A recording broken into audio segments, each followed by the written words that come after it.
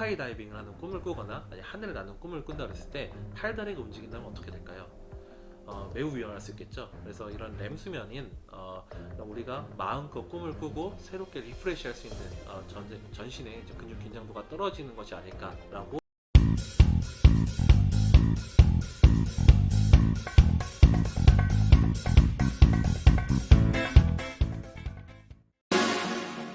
안녕하세요. 오늘은 수면의 단계에 대해서 이야기를 해보려고 해요. 수면 중에 뇌가 멈춘다고 많이 그렇게 생각을 했지만은 지금은 사실 많은 분들이 수면의 진실에 대해서 조금씩 알아가고 있습니다.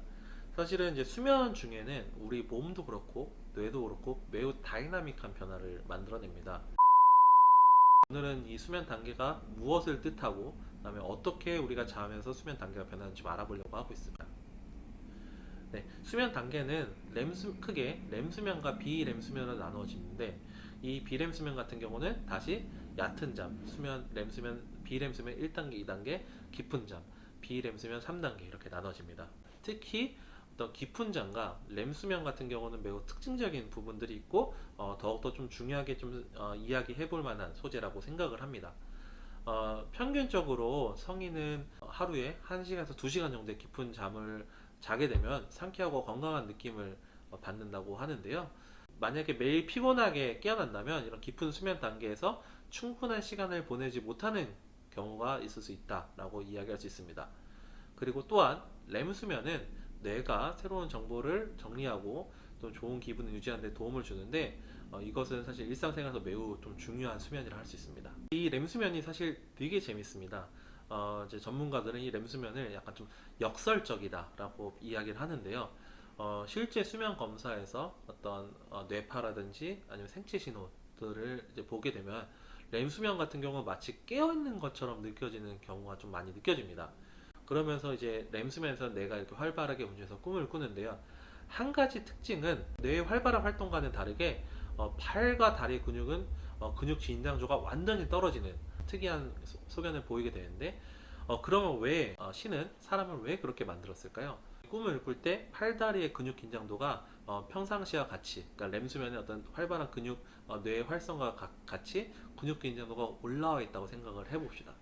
그러면 우리가 스카이다이빙을 하는 꿈을 꾸거나 아니 하늘을 나는 꿈을 꾼다 그랬을 때 팔다리가 움직인다면 어떻게 될까요? 매우 위험할 수 있겠죠. 그래서 이런 렘 수면인 우리가 마음껏 꿈을 꾸고 새롭게 리프레시 할 수 있는 전신의 이제 근육 긴장도가 떨어지는 것이 아닐까라고 전문가들은 추측하고 있습니다. 근데 예외적으로 안구, 눈을 움직이는 이런 근육과 속귀 있는 근육 같은 경우는 근육 긴장도가 떨어지지 않아서 이 렘 수면 때는 특히 이 눈알이 막 움직이는 것들을 이제 볼 수가 있습니다. 그래서 우리가 rapid eye movement, 이 앞 글자를 써서 렘 수면이라고 부르게 되는 거고요. 그래서 이런 수면 단계는 이제 학습이라든지 기억력, 주관 집중력 또 기분에 매우 중요한 영향을 미칩니다. 이제 논렘 수면에 대해서 좀 이야기를 해보려고 합니다.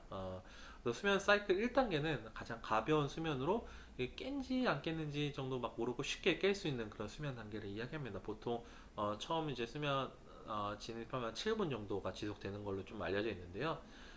그래서 이 단계에서는 뭐 심장 박동과 호흡음이 깼을 때에 비해서 조금씩 감속되고 근육도 조금씩 이완이 됩니다. 이제 2단계로 넘어가게 되면은 이제 우리는 1단계, 2단계를 뇌파에서 특징적인 뇌파 신호가 만들어지는 것으로 분류를 하는데, 2단계는 역시 또 여전히 가벼운 수면 단계입니다. 얕은 수면 단계로 하고, 하지만 1단계에 비해서 깨는 것도 좀 덜 깨고 심박수, 호흡수도 더욱더 둔해지고 체온도 하락하는 어떤. 이제 3단계 같은 경우는 이제 깊은 수면에 진입하는 단계로서 뇌파도 느려지고 좀 이제 그런 모습을 보이는데요. 2단계에서는 깨우려고 해도 수면자가 좀 잘 각성하기 어려운 상황입니다. 그래서 주변에 누가 자고 있을 때 깨웠는데 막 잘 안 일어나고 이런 사람들은 깊은 잠을 자고 있구나 라고 생각할 수가 있는데요. 그래서 이때는 이제 근육의 긴장도도 낮아지고 심박이나 호흡도 좀 안정화되는 그런 모습을 보이고요. 그래서 이런 깊은 수면 단계는 또 매우 중요한 게 아침에 좀 상쾌함을 느끼는 데도 좀 도움이 되고요. 그래서 2단계에서는 몸은 근육과 조직을 다시 좀 수리하고 재정비하는 그런 단계고, 성장과 발달이 촉진되고 면역 기능도 향상되는 것으로 알려져 있습니다. 그러면 내가 깊은 잠을 언제 자는지, 렘 수면 언제 자는지 어떻게 알 수 있을까요?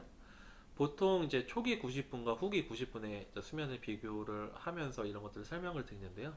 초기 90분 같은 경우는 깊은 잠의 빈도가 높고 후기로 갈수록 렘 수면의 빈도가 점점 더 높아집니다. 물론 이거는 코골이나 수면 무호흡, 불면증을 해서 자주 잠이 깨는 그런 현상이 나타나게 되면 이런 수면 단계는 좀 깨질 수가 있게 됩니다.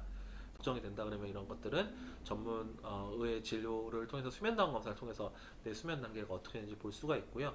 다만 이제 수면 단계는 이제 하룻밤만 자는 거기 때문에 가정 내에서 수면 측정이 가능한 뭐 슬립 루틴이라는 어플리케이션도 있고 애플워치, 갤럭시워치 이런 쪽에서도 수면을 측정 가능한데 이런 것들을 통해서 내가 매일매일 수면 단계가 어떻게 되는지 이런 것도 좀 볼 수가 있습니다. 정확도 같은 경우는 좀 여전히 좀 평가가 필요한 상황이지만은 그래도 어떤 수면 단계에 대해서 파악하는 데 도움이 될 것으로 보입니다.